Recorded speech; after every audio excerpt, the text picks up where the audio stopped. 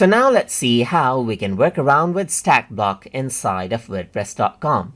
So in order to go ahead and work around with the stacks block inside of wordpress.com, you need to go around over here and click on the add blocks button right here. Then what you can simply do is you can go ahead and type in stack right here just like this, and over here you can see that stack is an option. So stack is just like a row block, but it is top to bottom right here. So you can go ahead and click on the plus button, and then let's say for example choose image right here and select out an image, let's say for example from the media library right here just like this, and insert it out right here. So you can see that beneath it you can go around over here onto this particular stack, and this is what you have right here.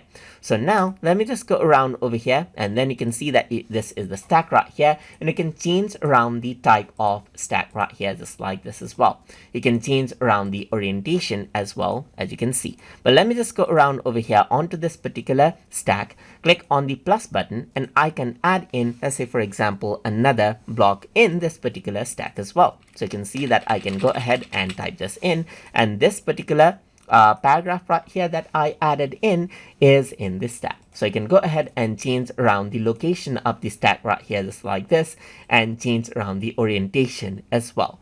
So apart from that, you can also go ahead and change around the style according to how you want right here. And then you can go ahead and change around the text right here, and change around the background color as you can see as well. You can change around the padding right here, you can change around the margin as you can see, and you can change around the block spacing right here as well, and change around the height. You can go ahead and add in border as you can see right here, and then change around the radius of it as well. And that is how you can go ahead and work around with the stack block inside of wordpress.com.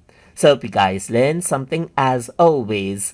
And as always, please like, comment, share, and subscribe.